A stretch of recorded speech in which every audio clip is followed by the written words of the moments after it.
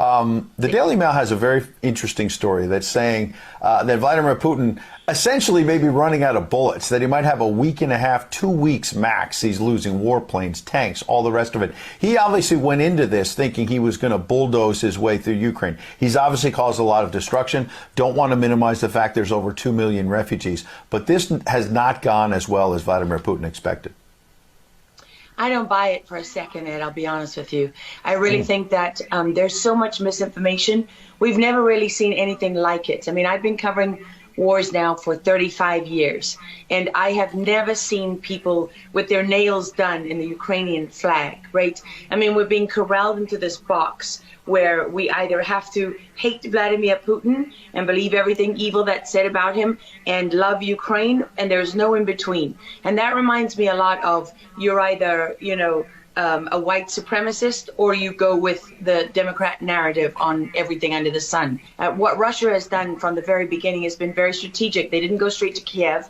They went to all those bioweapons laboratories that are scattered all over the country. Some of them they built, so they know where they are. They've known where they are since the Soviet Union, because under the Defense Threat Reduction Program, we went in after the fall of the Soviet Union and supposedly turned those facilities from bioweapons labs into public health labs. Although, these days it's hard to believe anything that our leaders tell us, because they've lied about COVID, they lied about Russia collusion, they lied about the Ukraine impeachment trial, and there's so much more going on in Ukraine that nobody is talking about. You see such dishonesty when it comes to the history of Ukraine. You see dishonesty when it comes to the Azov Battalion, which is funded by the US and NATO. I mean, you can find pictures of them online holding up the NATO flag and the swastika at the same time. Their own emblem contains the black sun of the occult, which was a Nazi SS emblem.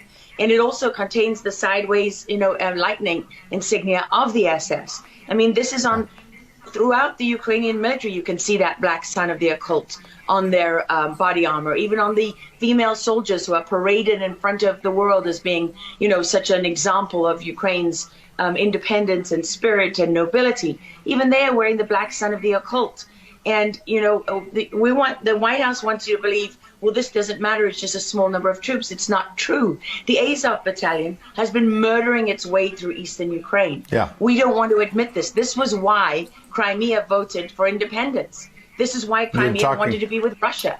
Because we in the media, in the Western media and in the West, won't acknowledge the reality of what's gone on. Western Ukraine backed the Nazis. It was a headquarters for the Nazi SS. The CIA under Alan Dulles actually gave immunity from prosecution to the Nazis of Ukraine from the Nuremberg trials. So there's a long history of the United States and our intelligence agencies funding and arming Nazis in Ukraine. These are not like new neo-Nazi groups that sprung up. These are the actual Nazis from the Second World War, who, if you go back to the Nuremberg trials, said that they were planning for a 1,000-year Reich. And so you have to really wonder, as you look at this, when you know that the CIA sponsored the color revolution in Ukraine in 2013 and 14, that they selected Ukraine's leaders, go to Victoria Nuland's leaked phone conversation where she and the US ambassador are deciding who can lead Ukraine. I mean, there's as much interference here as you could possibly imagine before you even get to Hunter Biden, Nancy Pelosi, John Kerry, and Mitt Romney, and all of their children who are employed, who earn millions from Ukrainian gas companies. Yeah, you are pointing, pardon me, to a real credibility crisis for our leaders.